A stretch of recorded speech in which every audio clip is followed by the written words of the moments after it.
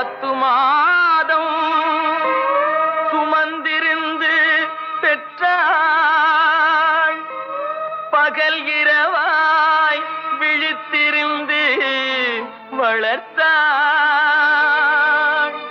வித்தகனாய் கல்வி பெற வைத்தாள்.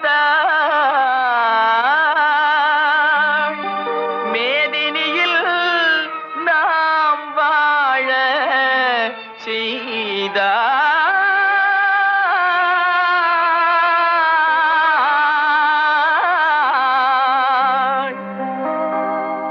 அன்னையை போல் ஒரு தெய்வமில்லை, அன்னையை போல் ஒரு தெய்வமில்லை.